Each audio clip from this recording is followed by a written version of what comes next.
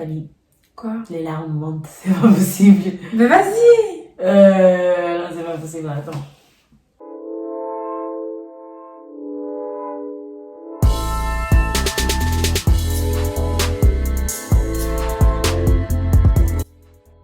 Bonjour les amis, bienvenue sur notre page African Vibes. C'est encore nous, Fanny et Elsa. Donc aujourd'hui, nous allons vous parler d'un petit sujet un peu sensible, un sujet un peu tabou dans la société, dans la communauté africaine. Donc aujourd'hui, exceptionnellement, nous allons vous raconter une story time assez difficile d'Elsa. Et donc exceptionnellement, aujourd'hui, nous allons le faire sous forme d'interview. Voilà. Donc, tu es prête? Je suis prête. Très bien. Alors aujourd'hui, nous allons parler malheureusement de ta perte d'enfant. Oui. Donc j'aimerais que tu nous dises un peu comment s'est passée en fait cette période, comment tu as appris que tu étais enceinte par exemple. Et est-ce que c'était une bonne nouvelle pour toi? Tu étais contente? T'attendais ça avec impatience d'être maman? Alors, pas du tout. Comment ça s'est passé? Déjà, ça s'est passé à Londres quand j'avais 19 ans. Et je crois que c'était en 2015. Et donc, du coup, j'étais pas du tout dans un état d'esprit d'avoir des enfants, ni quoi que ce soit. J'avais mes études et j'avais mes études à faire. J'étais partie à Londres pour un projet bien précis. Et donc, du coup, voilà, je suis tombée enceinte sans vraiment le vouloir. Et du coup, voilà quoi. Sans vraiment le vouloir, c'est-à-dire... C'est-à-dire, je ne le prévoyais pas, je suis tombée enceinte alors que c'est pas un accident. J'ai été imprudente. Avec mon partenaire de l'époque, on prévoyait pas du tout d'avoir des enfants, mais on a été imprudents et c'est arrivé comme ça, sans qu'on s'y attende ni qu'on s'y prépare quoi. Et du coup, quand c'est arrivé, est-ce que tu t'es dit bon bah tant pis, hein, c'est Dieu qui veut, j'aurai un enfant, ou est-ce que tu t'es dit ah zut Alors, pas du tout, j'étais dans tous mes états, j'ai paniqué, j'ai pensé à mes parents, qu'ils allaient être déçus de moi et que moi, pour être honnête, je voulais pas du tout d'enfant. Moi, mon but, c'était plus tard, quand je serais prête et tout, adopter des enfants et pas du tout accoucher. Donc, du coup, c'était pas quelque chose que j'espérais ou que je voulais. Et donc, du coup, tout de suite, ma première réaction, c'était d'avorter. Je voulais pas du tout du bébé, je voulais avorter. D'accord. Et du coup, avec le temps, parce que du coup, là, on va parler de perte, donc ça veut dire qu'au final, tu l'as gardé. Oui. Donc, qu'est-ce qui t'a fait changer d'avis, en fait, à un moment donné? Pourquoi tu t'es dit, ah, t'es passé du je vais avorter complètement au je veux le garder maintenant? Le truc, c'est que entre-temps, j'ai eu quand même quelques moments où j'ai fait la démarche complètement d'avortement. Oui, j'ai fait la démarche. J'ai eu un premier rendez-vous qui était assez compliqué pour moi parce que j'ai dû aller toute seule. Et arrivé là-bas, on me fait plein d'examens, de prise de sang, on me pose plein de questions, à savoir pourquoi je voulais avorter. Et à chaque fois, je répondais que mes parents, j'avais peur de mes parents, de la réaction de ma famille, et que voilà, et que j'étais pas prête, que je voulais pas d'enfant et tout ça. Et donc ça les a pas vraiment convaincus mes réponses. Donc du coup, ils voulaient que j'ai un deuxième rendez-vous avec un psychologue. Et en plus de ça, j'ai su que mon groupe de sang a été négatif et que on m'a expliqué qu'il fallait qu'on m'injecte quelque chose après l'avortement pour éviter des problèmes si jamais dans le futur je changeais d'avis, que je voulais avoir des enfants. Et puis après, lors de ce rendez-vous-là, on m'a fait une échographie et j'ai entendu le cœur du bébé battre. Donc du coup, j'ai commencé à cogiter, à me dire que je voulais avorter pour des mauvaises raisons en fait. Et que du coup, j'ai commencé à cogiter, à changer d'avis. Et j'ai fini par changer d'avis et voilà. J'ai annoncé à mes parents que du coup, j'étais enceinte. Donc c'est vraiment la peur en fait de dire à tes parents que tu étais enceinte qui était vraiment la raison première de ta décision d'avortement. Voilà, j'avais peur de les décevoir, j'avais peur de tout ça. D'accord. Et du coup, quelle était la réaction genre de ton copain ou de tes parents du coup quand tu les as annoncé la nouvelle pour le coup? Alors, du coup, bon, en ce qui s'agit de mon copain, il l'a pas su par moi, malheureusement. Moi, je comptais lui dire ça quand il revient. Attends, il a pas su par toi? Qui a osé? Je vais te le dire. Oh Jesus, ouais. Il l'a pas su par moi, en fait, il l'a su par, son ami qui est aussi mon ami. Mon petit ami était très énervé, et, il m'a appelé énervé en m'annonçant que si je voulais garder cet enfant, c'était sans lui, que lui, il me soutiendrait pas, il serait pas là pour l'enfant et que voilà, et ce même jour d'ailleurs, il m'avait quitté. Et du coup, pourquoi ce revirement de situation? Pourquoi il t'a dit oui, si tu veux garder l'enfant, je serai pas là, enfin. Je suppose que c'était parce que dès le départ, on avait abordé le sujet avortement. C'est surtout moi qui l'avais dit, lui il avait juste dit ok. Et que quand j'ai changé d'avis, il était pas content, surtout que il l'a pas appris par moi-même. Donc du coup, il était tout simplement pas content, donc je sais pas. Donc il m'a quitté le même jour et il m'a dit qu'il allait pas assumer le bébé. D'accord. Si il voulait le faire, je l'aurais qu'à assumer toute seule. Donc du coup, toi en soi, tu t'es senti comment? Ça t'a pas dérangé? Au contraire, tu t'es dit oh bon débarras, hein, s'il veut pas assumer, tant pis.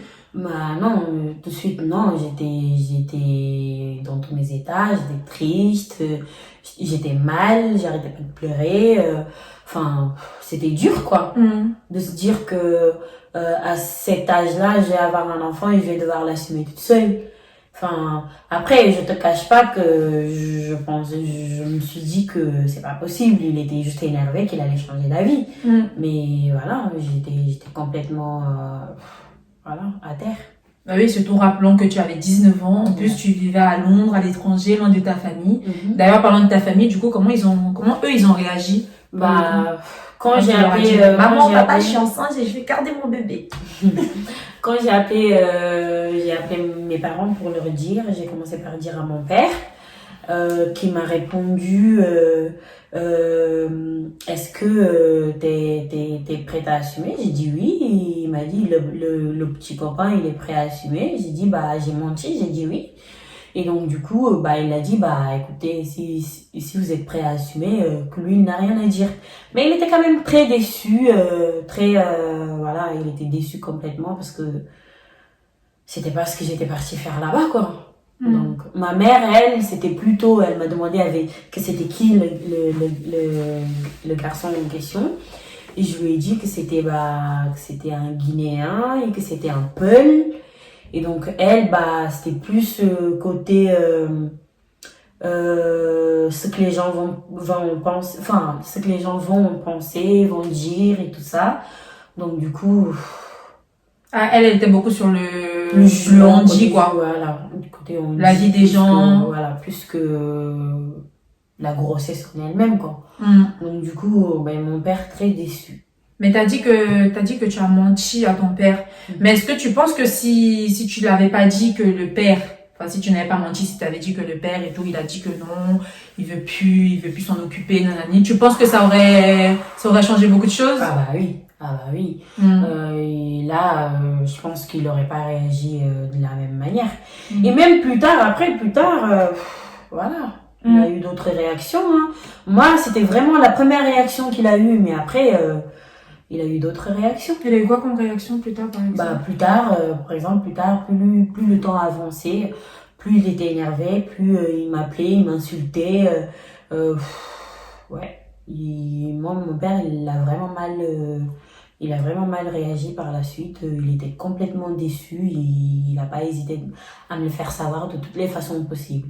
Et ça t'a fait quoi, en fait, à toi de te dire que ouais, enfin ta famille, tout ça, ils te tournent le dos dans une situation aussi difficile pour toi en fait, je comprends pas.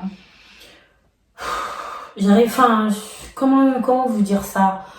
Au début, tourner le dos, c'est un gros mot. Enfin, c'est lui. Il a eu plein de réactions. En fait, je le comprenais pas entre comment il voulait. Ça se voyait qu'il voulait me soutenir, mais entre temps, il était beaucoup dans le jugement. Il me jugeait beaucoup, il me critiquait beaucoup, il m'insultait beaucoup. Et en fait, moi, c'était soit j'encaissais et je faisais avec, mais soit je ne pouvais plus encaisser et je m'éloignais en fait. Donc tu penses qu'il était genre, il te soutenait genre parce que c'est son devoir de père? Je pense. Mais qu'à côté, bah, il ressentait, voilà, tout ce que tu avais fait et tout, il était pas content, mais bon, il pouvait pas t'accabler non plus vu que c'était déjà fait. Bah, m'accabler, il le faisait. Là, il me faisait pas du tout de cadeaux.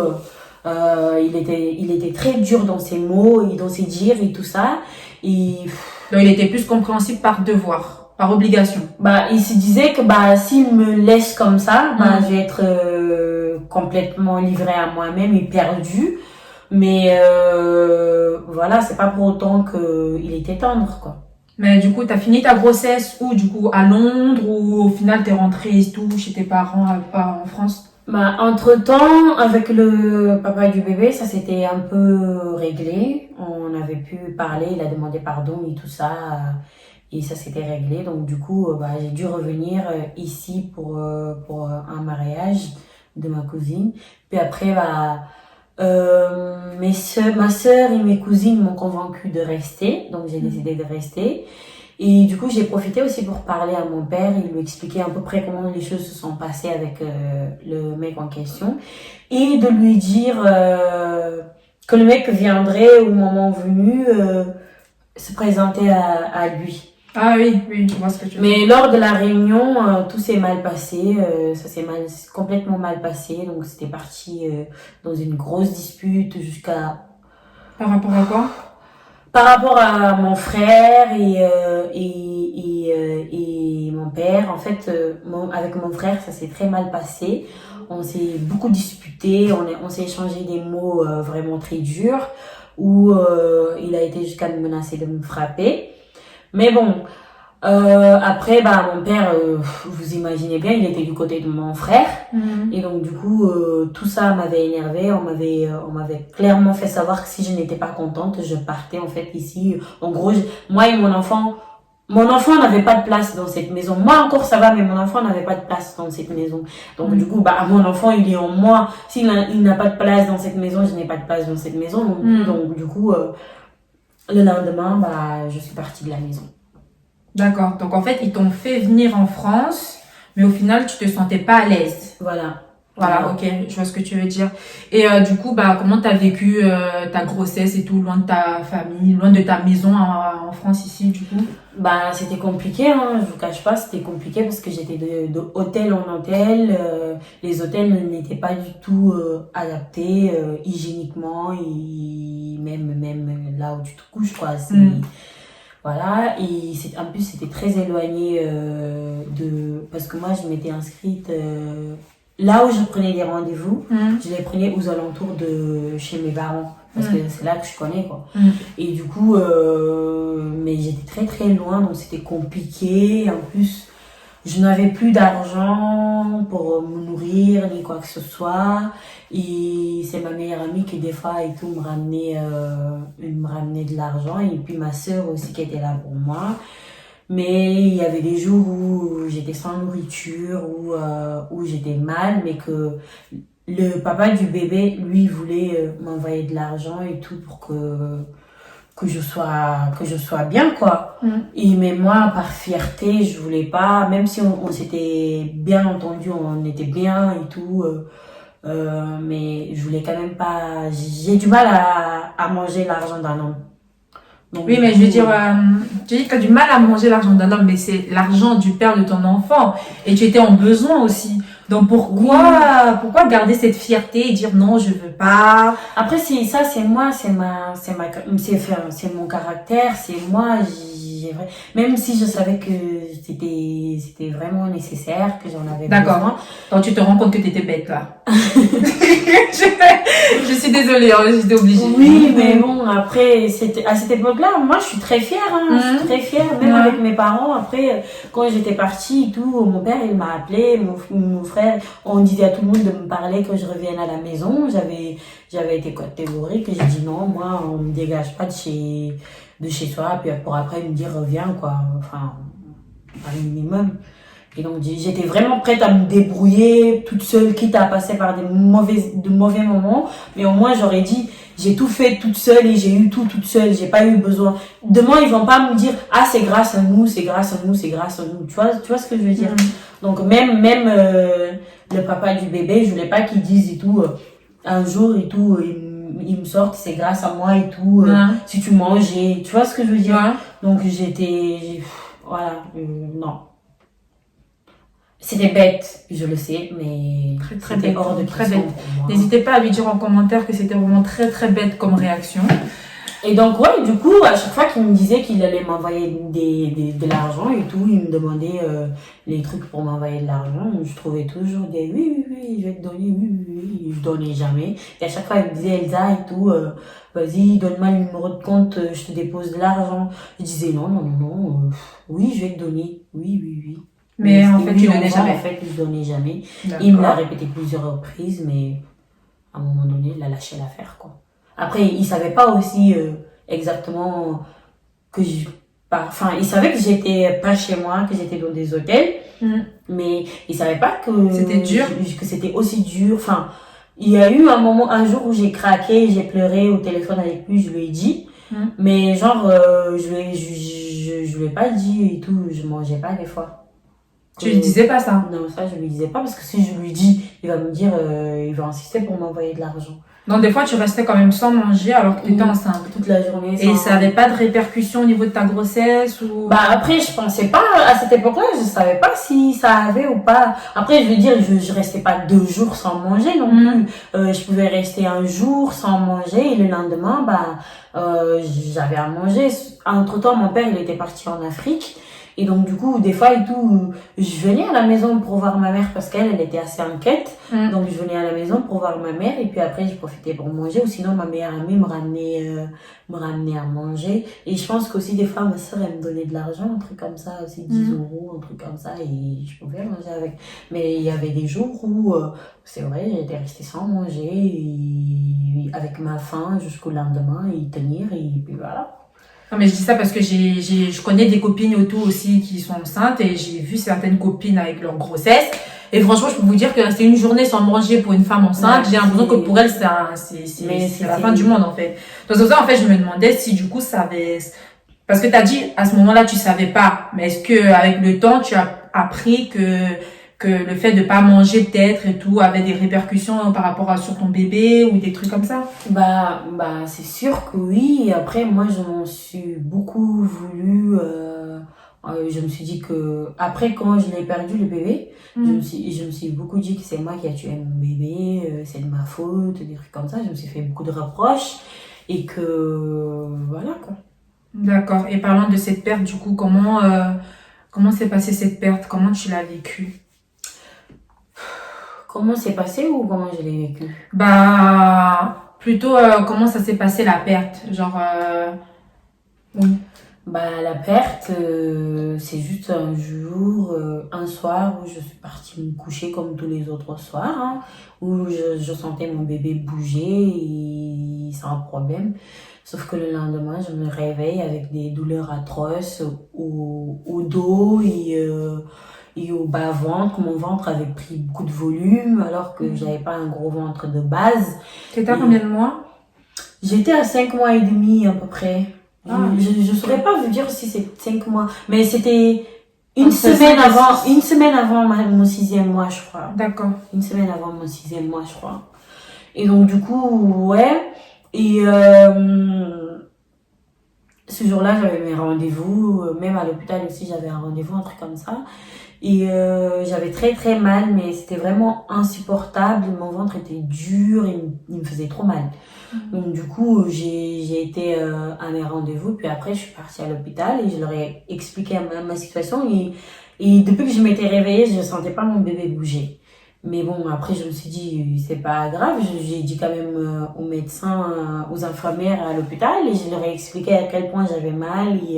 Et même je marchais plus normalement comme d'habitude, je marchais vraiment comme une femme enceinte prête à accoucher, quoi. Donc du coup, j'ai expliqué aux sages-femmes qui m'ont dit que c'était rien, que comme c'était ma première grossesse et tout, oui, et que en gros ils ont carrément minimisé ma douleur, hein, que c'était peut-être des contractions et que c'était rien et que ça allait passer. Mais bon, ils m'ont quand même fait une échographie. Ils m'ont dit que le bébé était bien et que le cœur battait, que le bébé allait bien, donc qu'il fallait que je rentre chez moi et que je supporte ma douleur, quoi. Ma douleur, quoi. Et donc, du coup, on m'a donné des Doliprane à boire tous les 2-3 heures quand j'ai mal et que je me débrouille comme ça. Et que oui, que le fait que le bébé ne bougeait pas, c'était rien et que ça arrivait, des fois, le bébé pouvait rester sans bouger des fois et tout, que c'était rien. Donc, pour moi, comme c'est ma première grossesse, je m'y connais pas, je sais rien. Ouais, tu fais confiance. Donc, je me suis dit que c'était normal et qu'il fallait pas que je fasse ma chieuse, quoi. Donc voilà, je suis restée ces jours-là à la maison. C'était un mercredi, du mercredi au vendredi, le bébé ne bougeait toujours pas, j'avais toujours aussi mal. Au bout du deuxième jour, du deuxième jour, je pouvais plus, je supportais plus les douleurs, je dormais pas les nuits, voilà, j'en pouvais plus. J'ai rappelé l'hôpital, j'ai rappelé les urgences, en leur disant que mon bébé ne bougeait toujours pas du mercredi jusqu'au vendredi et que je trouvais pas ça normal, quoi. Ouais. Donc la personne que j'ai eue au téléphone m'a dit effectivement que c'était pas normal et qu'il fallait qu'on m'envoie une ambulance et voilà, ils sont venus me chercher, on est parti à l'hôpital. D'accord, et une fois à l'hôpital, du coup, qu'est-ce qui s'est passé? Une fois à l'hôpital, on m'avait fait les prises de sang, tests urinaires et tout ça, et après il fallait que j'attende pour voir un médecin. Donc du coup, malgré toute la douleur, j'ai attendu, je crois, près de 3 à 4 heures à l'hôpital avec ma sœur. Non, je crois que j'abuse quand même. 2 heures, un truc comme ça, 2-3 heures, un truc comme ça à l'hôpital avec ma sœur. Et puis après, quand j'ai enfin eu un médecin, on me fait une échographie, on m'annonce que le cœur ne bat plus. Le cœur du bébé? Oui. Et du coup, qu'est-ce que tu as ressenti et tout quand on t'a annoncé, genre... Comme tu peux te douter, j'avais très mal, j'ai crié comme pas possible, j'étais dans tous mes états, j'étais mal. J'étais mal et je comprenais rien à ce qui m'arrivait. Tout ce que je voulais, c'est qu'on me dise que c'était une erreur et que le cœur bat, quitte à ce que moi je meure après que le bébé soit né. Mais c'est tout ce qui m'emportait. Mais ça n'arrivait pas, malheureusement, c'était trop tard, le bébé était mort. Depuis combien de temps que le bébé était mort à l'intérieur de moi, je ne savais pas. Parce que ça pouvait arriver, soit c'était arrivé le mercredi même, soit entre mercredi et vendredi, en tout cas, le bébé était mort. Oui, à partir du moment où toi, tu ne sentais même plus qu'il te donnait des coups, des trucs comme ça. Voilà. Donc, tu penses quand même que si les gens des urgences t'avaient pris au sérieux à temps, peut-être que ça aurait changé des choses quand même. Je pense que ça aurait pu changer quelque chose parce que ils auraient pu découvrir déjà, s'ils avaient fait le monitoring, je sais pas comment on appelle ça. Je sais pas, moi j'ai pas. Bref, pour sauver. Pour ceux qui savent, n'hésitez pas à nous dire aussi c'est quoi cette machine. Ouais, mais cette machine-là, je pense que c'est pour voir à peu près comment le cœur du bébé bat et à quelle fréquence, je crois. Donc ils auraient pu vraiment, s'ils m'avaient pris au sérieux, je pense qu'ils auraient pu faire quelque chose. Et voilà. Tu leur en as voulu quand même aussi à un moment où t'étais trop occupée à être triste. Voilà, j'étais trop mal pour penser à ce qu'ils auraient pu faire ou pas faire. Après, on m'a fait la remarque que si je voulais, je pouvais porter plainte contre l'hôpital, mais je trouvais que ça servait à rien, ça allait pas faire revenir mon bébé et voilà, j'étais trop mal pour ça. Moi, franchement, je voulais fuir la douleur. Si je pouvais mourir à cette époque-là pour éviter la douleur que j'avais, ça aurait été avec plaisir. Donc, excusez-moi. Du coup, comment ils ont fait ensuite? Le bébé, d'accord, ne vivait plus dans le ventre. Comment ils ont procédé ensuite pour l'enlever? Par aspiration, Bah non, comme tu peux te douter, presque 6 mois, c'est plus possible, donc il faut accoucher par voie basse. Donc, il faut accoucher normalement, comme une femme qui accouche. Donc, on accouche normalement comme un bébé normal, quoi. Ah, il force... On te provoque l'accouchement. Moi, pour le coup, on m'a injecté quelque chose au niveau du vagin pour provoquer l'accouchement. Donc, du coup, la nuit du samedi au dimanche, j'ai eu les contractions toute la nuit. Et puis après, le dimanche matin, vers 5h du matin, je me suis réveillée, j'avais plein de sang sur moi, donc du coup j'ai dû appeler les infirmières qui m'ont dit le travail était prêt à commencer, quoi. Donc il fallait qu'on me mette la péridurale et tout ça. Donc une fois la péridurale mise, il fallait que je patiente jusqu'à ce que ça commence, quoi. Que le travail se déclenche. Donc c'est ce que j'ai fait. Et aux alentours de 9h, j'ai accouché. Et t'as pu voir le bébé? J'ai pu voir le bébé, on m'a laissé avec. Quand j'ai accouché, en fait, ils m'ont dit que je pouvais pas le voir tout de suite. En fait, il fallait que j'attende qu'ils préparent le bébé et que... Ouais, il fallait qu'il prépare le bébé d'abord et puis après qu'on me le montre. Donc on me l'a montré et j'ai pu avoir un petit moment toute seule avec. Et voilà. Et la première réflexion, c'était prier et faire en sorte que fallait... Quoi? Les larmes montent, c'est pas possible. Mais vas-y! Non, c'est pas possible, attends. Bref, donc. Oui, je sais, c'est difficile. Allez. Ok, donc du coup, fallait que j'ai prié. J'ai demandé au Seigneur et tout que ce bébé vive et que je meure. Elle était déjà née, c'était une petite fille. Elle était déjà née, donc qu'elle vive et que je meure. C'était tout ce qui m'importait, qu'elle vive. Et je l'ai fixé pour voir s'il y aurait un miracle ou quoi que ce soit. Mais rien. Et... On peut dire qu'en fait, t'as eu un instinct de maman. Tu voulais sauver ton enfant. Bah oui. Tout simplement. Moi, à partir du moment où j'ai eu la première échographie, ce bébé, je l'aimais. Je l'aimais, j'imaginais le futur avec. Tout ce que j'imaginais dans mon futur, je l'imaginais pas sans ce bébé. Oui, t'incluais le bébé dedans. Donc du coup, après, je l'aimais ce bébé, quoi. Je voulais d'elle, voilà. Et du coup, comment s'est passé le après, disons, la cicatrisation, entre guillemets? On cicatrise jamais. Jusqu'aujourd'hui, on cicatrise jamais. On apprend à vivre avec. On apprend à... Disons qu'on finit par accepter. Parce qu'on sait que ça changera pas. Ce qui est fait est fait. Ça changera pas. Donc on apprend à vivre avec. Moi, au début, c'était très dur. Je suis tout de suite repartie en Angleterre parce que je cherchais à fuir, en fait. La confrontation avec mes parents.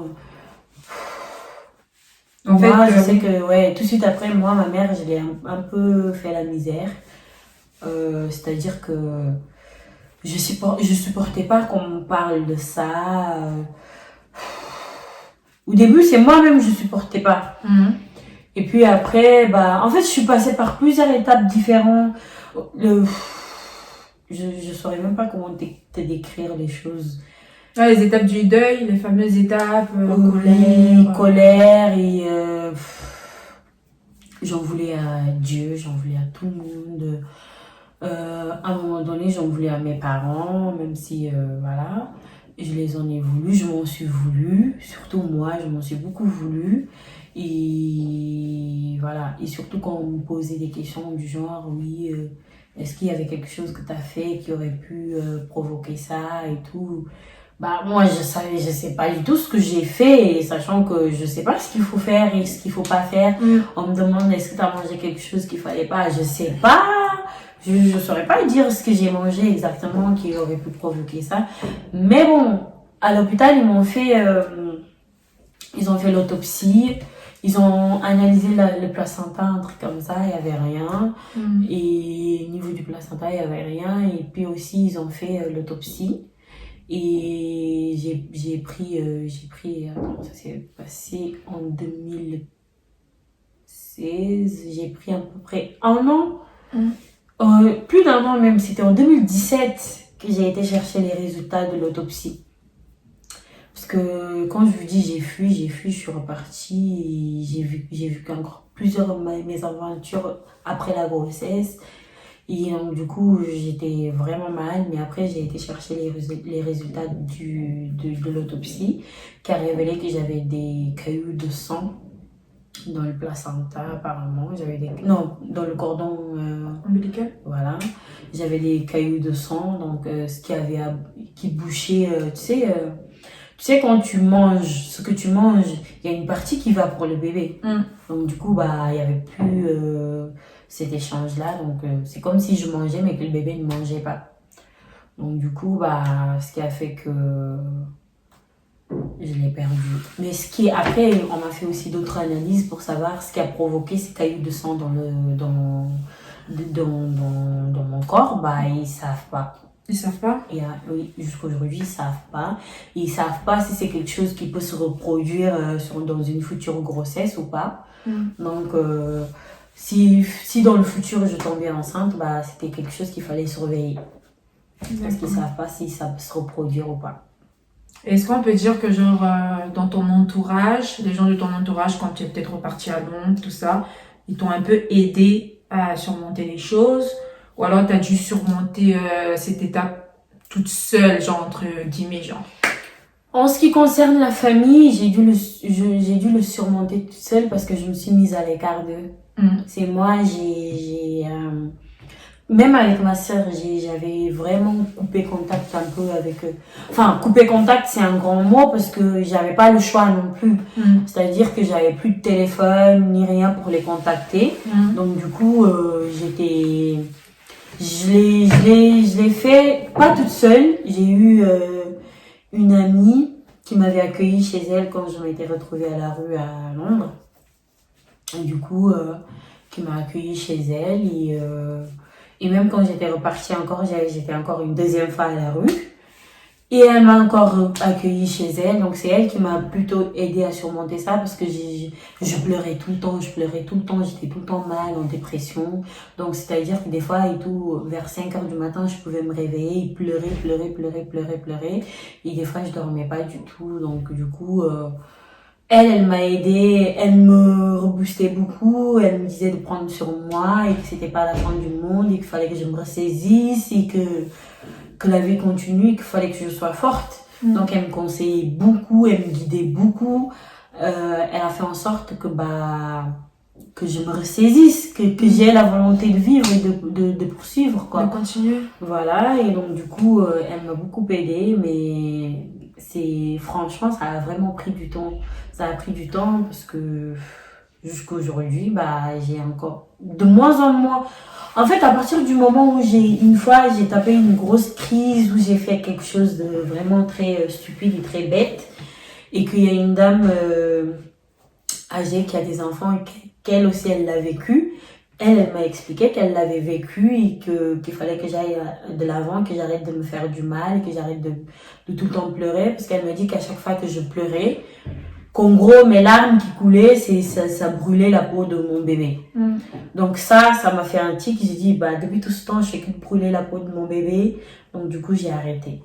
j'ai arrêté de tout le temps me lamenter, pleurer. Donc du coup, je pleure encore, hein, je vais pas vous mentir, je pleure encore des fois quand je suis mal, je pleure. Mais je tapais plus les crises que je tapais avant. Donc du coup, ça va.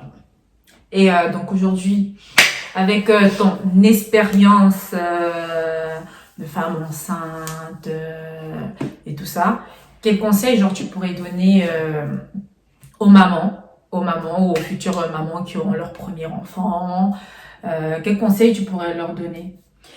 Aux futures mamans qui ont leur premier enfant, moi je pourrais plutôt conseiller les futures mamans qui sont dans la difficulté, que ce soit avec la famille ou avec le partenaire. Si vous vous sentez pas soutenu tout ça, sachez que toute décision que vous devez prendre par rapport à votre grossesse, faites-le pour vous. Ne prenez jamais une décision par rapport aux autres, que ce soit par rapport à vos parents, parce que quand vous devrez faire face au jugement éternel ou autre, ou face à vos remords, vos propres remords, vos parents ou votre partenaire ne sera pas là. Donc, ça sera vous face à vous-même. Donc, toute décision que vous prenez, prenez-le pour vous. Si vous tombez enceinte et que vous décidez de l'assumer, peu importe la difficulté, faites vos décisions, prenez vos décisions pour vous-même. Faites vos choix, vos propres choix et assumez-les. Assumez-les parce que, voilà, les regrets, ça sert à rien. Et aussi, si vous avez des gens qui veulent vous aider, même si c'est le papa lui-même qui veut vous aider, ne soyez pas fiers comme moi. Ne faites pas les trucs par fierté et prenez toute aide. Toute aide est nécessaire. Peut-être qui est bien pour la santé. Voilà, qui est bien pour la santé, pour vous, pour votre santé aussi, c'est bien. Et voilà. Et soyez fiers de ce que vous faites, de vos choix, et puis voilà. Attention, on ne vous incite pas à être enceinte à 14 ans ou 15 ans. Hein. Non. Il faut quand même se protéger, c'est important. Si vous savez que vous voulez pas d'enfant ou quoi que ce soit, prenez la peine de vous protéger. Ne faites pas confiance aux garçons qui vont vous dire des trucs du genre oh t'inquiète pas, je gère. Quand je vais sentir que je vais me retirer ou je sais pas quoi. Non, protégez-vous. Moi, c'est ce qui m'a trahi. Hein. Si vous ne voulez pas d'enfant, vous vous protégez. Si vous en voulez un, vous faites comme vous voulez, mais ensuite prenez la responsabilité d'assumer tous les choix que vous prendrez pendant votre grossesse. Ne laissez personne d'autre interférer dessus. Voilà. Donc voilà, on espère que ce petit story time vous aura aidé et que certaines ou certains d'entre vous se reconnaîtront dans l'histoire d'Elsa. Donc si vous avez besoin d'en parler en privé ou quoi que ce soit. Bon, honnêtement, moi, j'ai pas d'enfant, je suis pas enceinte, donc je pourrais peut-être pas vous aider. Mais bon, je peux toujours vous écouter. Et après, si vous voulez des conseils ou des trucs un peu plus approfondis, parce que vous avez vécu la même chose qu'Elsa, vous pourrez toujours la joindre sur son Insta personnel. On vous mettra ça en barre de description. Et aussi, n'hésitez pas à nous dire ce que vous en avez pensé, comment vous aurez réagi, si vous étiez à la place d'Elsa, est-ce que vous aurez fait les choses différemment. Donc, n'hésitez pas à nous dire ça en commentaire. N'hésitez pas aussi à partager beaucoup cette vidéo pour que vos proches, votre entourage puissent le voir aussi. Et que ça circule, quoi, pour qu'on puisse un peu plus en parler de manière ouverte. Ouverte, oui, parce que... C'est compliqué. Hein. J'ai l'impression que moi, des fois, les gens sont gênés d'en parler. Ou même quand je parle de moi, ce qui m'est arrivé, les gens sont gênés parce qu'ils savent pas quoi dire ou autre. Mais moi, je comprends pas pourquoi c'est censé être un sujet tabou. C'est quelque chose qui arrive à plusieurs femmes. Moi, franchement, avant que ça ne m'arrive, j'en avais jamais entendu parler.